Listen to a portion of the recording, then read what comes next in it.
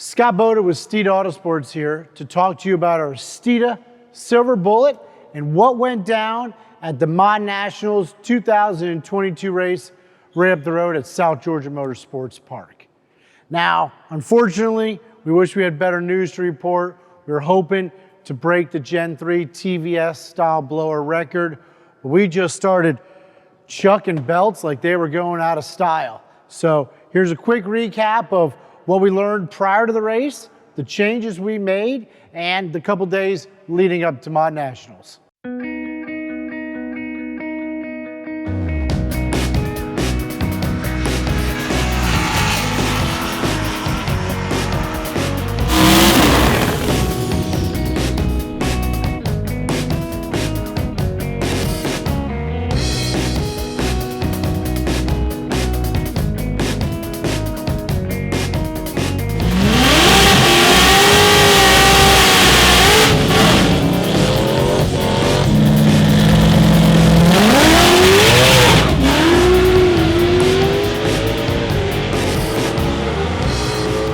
As a lot of you know, the last time we had the Silver Bullet out was at Darlington, South Carolina, up there at Mustang Week.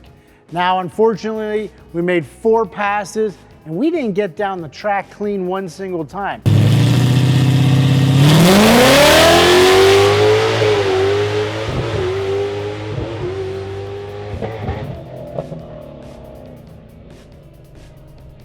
The car was popping, banging, missing, and as a driver, you know when to let out of the gas and when to stay in it. When it's misfiring and you're shoving 18 pounds of boost down the throat of a stock block, you're gonna get out of it. You don't need to oil down the track or, bring back a busted up motor for our wonderful tech, Jamie. So we had to go through some things. Looked at the logs. John Lund said that we were dropping fuel pressure as well as battery voltage. So we changed the alternator, we changed the battery. We were still having issues.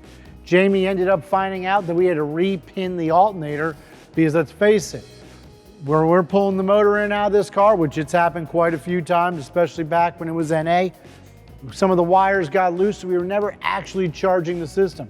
So, fast forward, we didn't find that out till, well, I guess this time last week. That's what the problem was. Jamie got it fixed. But as with anything, we want to go to the event better, bigger, faster, you name it, making more horsepower.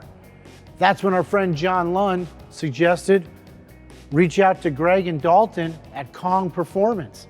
He said they've got the absolute best blower port program imaginable. They do it for the new GT500s, they do it for the Edelbrock. In fact, I think they even do it for the Whipple superchargers.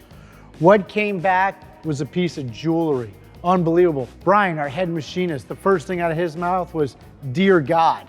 5-axis, beautiful CNC machining. So we knew with all that extra airflow going into those rotors, it was probably going to make a little bit more horsepower.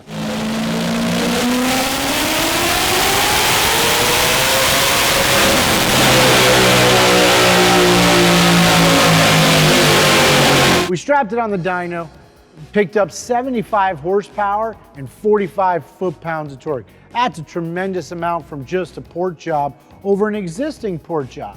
So we were happy. We went out to Mod Nationals with high expectations. Now during the days leading up to Mod Nationals, our good friends Mustang Lifestyle, he came by here, used the dyno to tune his 0304 Cobra, which has actually got a Gen 1 motor in it with a Predator GT500 supercharger.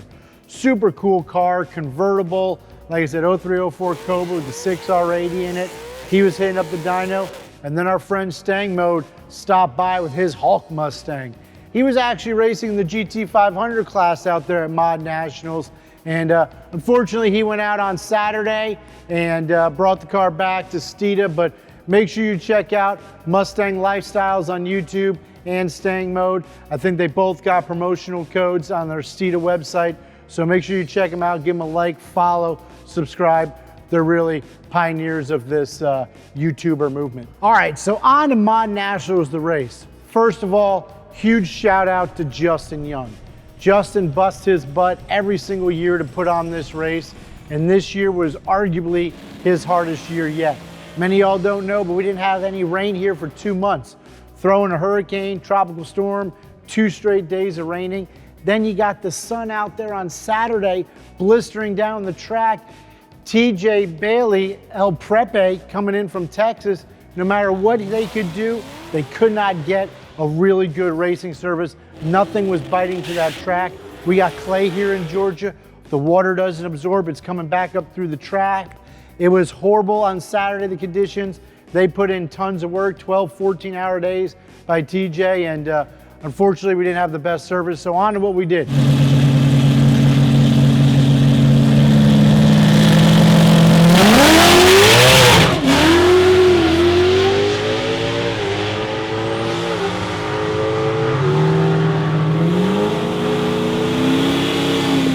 First lick off the trailer with the silver bullet. Jamie Bell got that blower put in for us. Like we said, it made 75 more horsepower.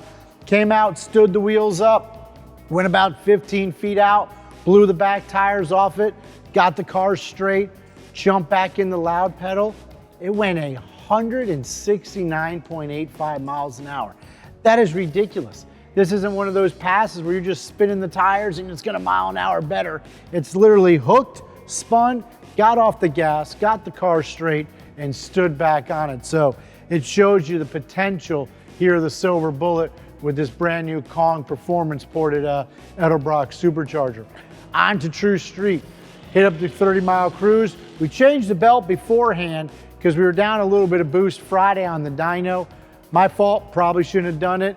I got an earful from Jamie when I got back. Regardless, me and Matt Henschke changed the belt out, took it on the 30-mile cruise. First pass, spun the tire, pedaled it, got back in it, only went a 934 out the back door.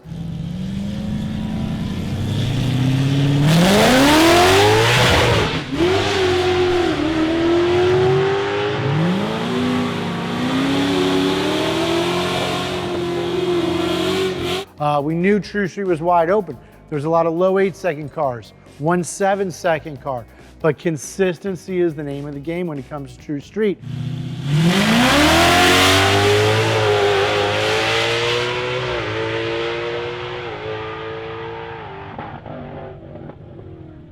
Second pass got completely outside the groove. Shout out to Tony Gagne. He's like, just get out of the groove. The track's sticky. You can't get where all the other cars were. He was right. We haven't put a lot of laps on this car this year.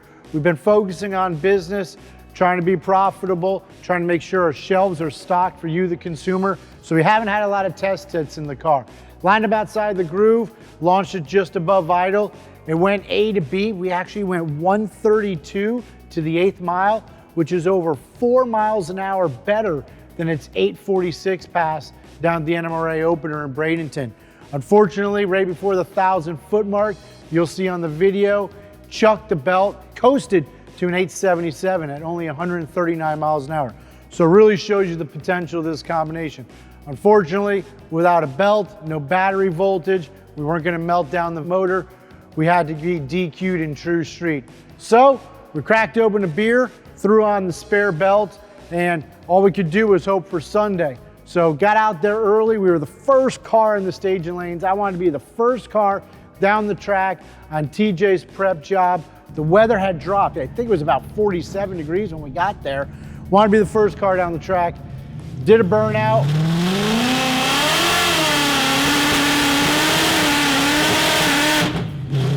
Car stalled after the burnout box. I was like, okay, what's up with that? Fired it back up. Staged it. Got on the foot brake to about 2,300 RPMs. Not too aggressive. Literally just wanted to go to A and B. We actually signed up for open comp because we knew we'd have a qualifier and an elimination round, and we wanted to run it out the back door and get this thing in the 820s. Unfortunately, 10 feet out, chucked the blower belt. As you can see, we tore that one to shreds. So unfortunately, that's how our Mod Nationals weekend ended. It wasn't what we hoped for. So loaded the car, got some track shots with Nick's car.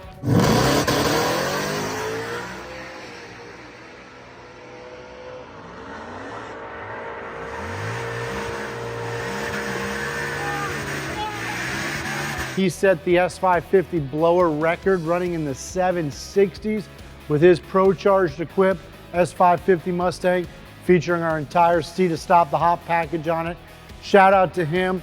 Shout out to Nicole Bemis. She went to the finals in the grocery getter class. Nick's car went to the finals in 2 different classes, so that's really cool. Now it's back to the drawing board. Got to figure out why we're chucking belts. Put a new one on it today, and apparently it wasn't my fault. It fell off it again in about 5 seconds flat. So knowing Jamie Bell, he knows this car better than anybody. He'll get it dialed in, and we're gonna hit up a test session pretty soon here in the next couple weeks. So like I said, not what we were looking for, but you know what? If it was easy, everybody would do it. And you know, I said we had 3 things going to this weekend. 1, be safe. That means keep the car off the wall, keep the engine together. 2, go out there, set that record. 3, try to win True Street. Like I said, the competition was much more tough this year. Shout out to Randy Thomas. He actually won the True Street class with an 858 average. Once again, this is a class where consistency pays off.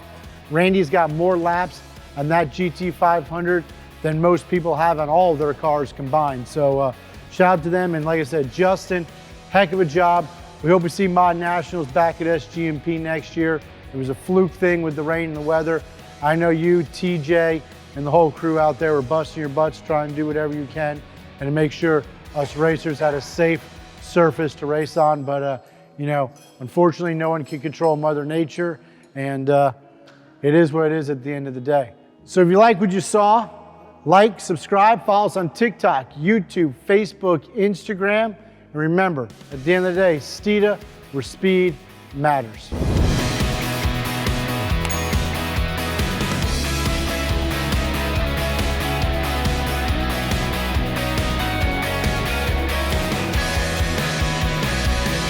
Or proper belt tension matters. You could throw that in at the end.